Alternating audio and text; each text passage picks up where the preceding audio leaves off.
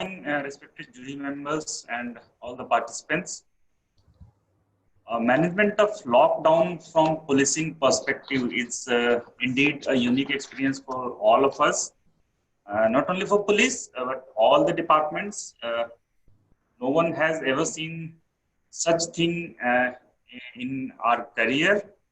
So I would be sharing our experiences with the lockdown, how we managed it.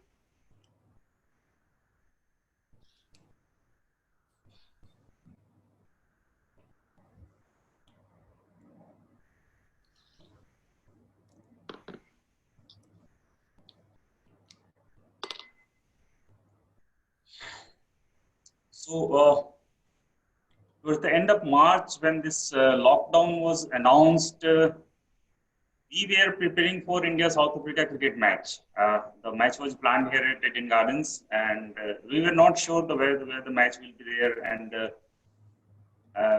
an international cricket match is a big bandobast everywhere. Then this lockdown was announced, and we discussed uh, that how to manage this. We all had very high hopes from this lockdown that it's going to break the chain of coronavirus, so it will be contained. It was told almost everyone except emergency services, no one should come out, all should stay inside home, and police was supposed to ensure that. So we planned. Our planning was like, uh, what are the things that are actually needed? So initially, everything, all the vehicles, all the transport services were closed. Ambulances were, of course, allowed. No taxi, no buses, everything was closed. So, but markets were, yes, vegetable markets and some essential goods markets were open. So we analyze all the markets in our area, and those which were situated in congested places, since after lockdown, everywhere the place was available. So we spread those markets to all the places. Then, and during this initial phase, we had a system of this daily review thing. We used to review under our leadership of Commissioner of Police, we used to review what new things, what new challenges are coming up. So we found that people are not getting vehicle taxis for like going to hospital or this kind of services. So we gave a number that if you need a taxi, you call us, we will provide that. We arrange for that. We arrange for ambulances also. So this way, it was ensured that yes, things are there, essential things are there in the market, supply is ensured. We are there to look into this. And the second part is awareness. People's participation was the most important thing. You can't force millions of people into lockdown by use of force. So people had to be made aware that these are the reason uh, for which you are being asked to stay indoors. So through various media, through electronic media, through our social media, which is a big platform. I mean, we have around 1.5 million participants on our social media, all the platforms included. There also we launched this awareness campaign, and then assistance. Like our friend from Tirupati Urban Police District, he mentioned that distribution of food was, I think, the most important part at that time, at the initial phase, when till it was observed complete lockdown. So thousands of food packets were distributed twice daily or thrice, depending on the need. We got help from our media people, I mean NGOs and other civil society people. So this way, this assistance was also provided. Whatever assistance was required, we provided that. Overall management strategy consisted of three things: enforcement, education, and this empathy. Enforcement of law. We placed Naka checking at various places in the city where people were asked to explain why they have come out, where they were going, whether it was necessary or not. Lockdown violators were prosecuted in big numbers.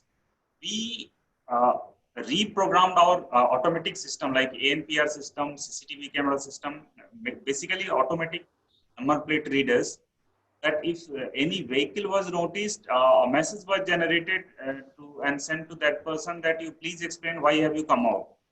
If the explanation was satisfactory, and it was done automatically. But of course, after this, during lockdown phase itself, we had to face this fury of Amphan super cyclone, which destroyed almost all these CCTV and systems, other systems.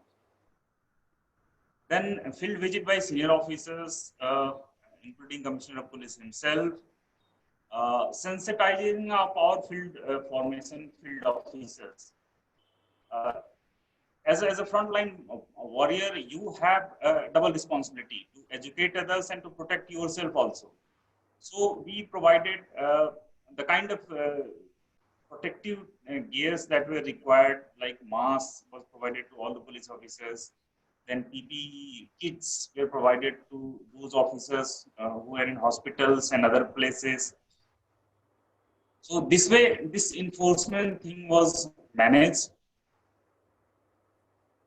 Education, I have earlier mentioned education through our social media, through field level miking, through other medias, interaction with people holding meetings at local level and explaining them why you need to wash your hands, why you need to put on a mask always.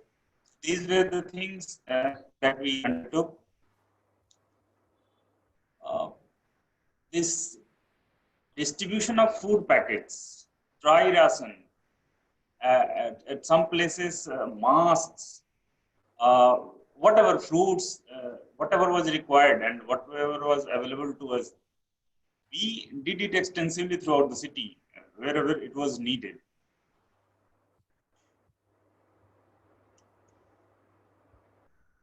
Uh, Demarcation of containment zone, the process came a bit later, but the marking of zones as red zone and the zone that were heavily infected, that was done, and special arrangements were made there with our people fully equipped to perform duty in those areas.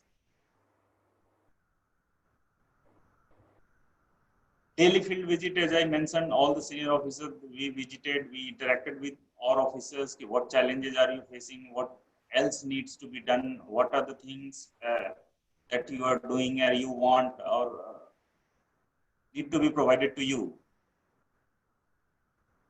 This is some of the figures. Initially, we registered cases against the violators under Section 188 and Disaster Management Act.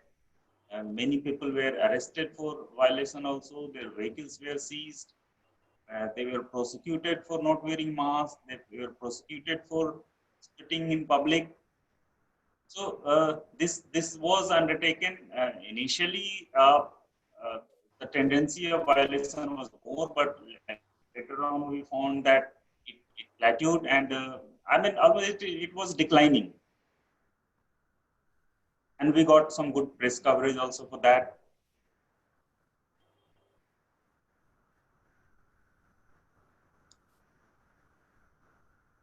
Regular interaction. I mean, if you ask people to stay indoors for quite long, you need to keep a watch of what is happening, what are the things that are required. I mean, whether there is adequate supplies of food items, medicine, etc. So that also we did through regular review, system of review and monitoring.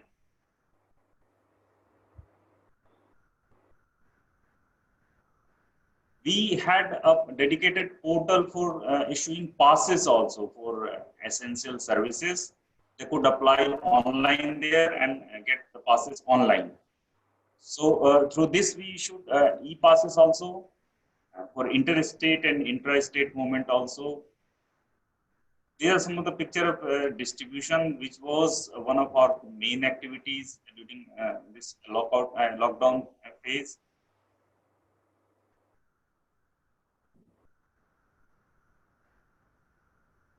During this lockdown period also, there was a need of blood at certain medical setups. So we organized many blood donation camps also, where our policemen donated blood. Around 1,000 units of blood was collected from police officers, and that was given where it was required.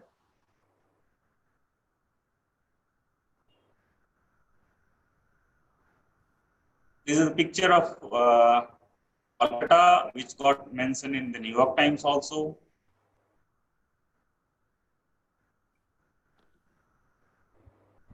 This campaign by enforcement and awareness, and these were the elements of the awareness campaign that we're doing. Wearing of mask was compulsory, ensuring social distancing, no unnecessary gathering.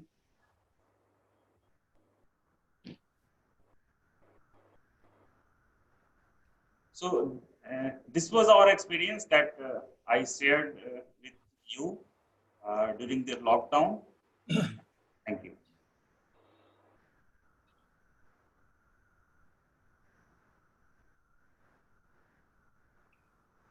Very good efforts. I think you have done a good job in Calcutta. This was required to be done. My other question which remains and I've been asking is the measurements of the outcome and the future roadmap. That looks to me an area where still more work is required. Any enlightenment on that? Whether lockdown worked, if this is the question, if I got this, that measurement the outcome of lockdown, then But the specific measures taken in lockdown, whether lockdown worked not work, that's a very generic thing. But specific measures which were taken, what was the effect of that? yes, I think our measures like automation of prosecution process. Okay. Our automatic systems, number plate readers, they notice any vehicle and send a message. That was our immediate feedback, and we were getting response also. I've even many such notices many times because my vehicle was also there on the road. So I think people were made aware that they are being watched. They should not come out unnecessarily. Plus, it's a general feeling that you notice on the roads. We can, from our experience, say that yes, number of people are not coming out. In the initial phases, we saw that people took chance that let me try whether police stops me or someone stops me. But later on, it declined. Yes, most of the people learned it, they cooperated it, they came to know that we are being watched, we are being checked. Okay, good. Yes, good presentation. But a few things, which is hitting my mind is, first is how is the now Corona curve looking like in your Calcutta? Is it still very steep, or, I mean, in the light of that, what are your future strategies? We also receive feedbacks from our units from police, like in Kolkata also around 2,500 policemen got infected and we lost our 11 number of police. But the rate of infection, yes, among police also, among general population is also, I think it's slightly declining because we take feedback from all the hospitals, how many patients are there, how many new admission has taken place in the last 24 hours. So a declining trend is being seen in Kolkata. So you propose to continue the same strategies. The strategies are good, no doubt, and this is what normally one should be doing. But anything above that you have in mind as a police commissioner, that this is what we should be doing now? See, now from lockdown we are going towards opening phase. phase by things are opening, and Kolkata is going to witness the start of festive season. Durga Puja, Kali Puja, and these things are coming. So our focus is management of those occasions. Like many people come out to visit Durga Pujas. So we are discussing with all the stakeholders. Government is also discussing with the organizers how to organize puja so that it is compliant with the requirement of COVID-19 situation. Like they have been asked to erect pandals of a particular style. uh, we have traffic management where gathering should be minimized. Pedestrian movement should be regulated. So in the light of these festive seasons, we are discussing these things. And like the things are opening. Initially, everything was closed. Now I think only schools and certain things are closed. Otherwise, the rest of the things are open. But yes, the responsibility becomes more because since more people are coming out, they should be complying with the requirements of wearing masks, maintaining distance as far as possible. So we are doing that awareness also, and we have launched a campaign of Mask of Calcutta here. We are distributing masks to people for wearing masks. So we will continue. We plan to continue with that. Okay, thank you. Anyhow, you are having a very, very major challenge in the coming weeks and months with the puja season now starting, because typically in Calcutta, puja and crowd go together. You cannot have puja without the crowds. It doesn't make any sense. So I think you will have a major challenge out there. Right. Wish you all the best. Thank you. Can we go to the next one? Yeah. Sure. So I'd like to call Mr. Satya Isu Babu, Superintendent of Police, for the project Faction Control, and from Anantapuram District Police. I request Mr. Satya Babu to present. Yeah, good morning. Good morning. Am I audible? Yeah. Are you audible? Yeah, very good morning to all the distinguished panelists in this forum. So today our initiative which we have taken in our district is like it's a faction control thing. So before going to the details, I will just share my screen.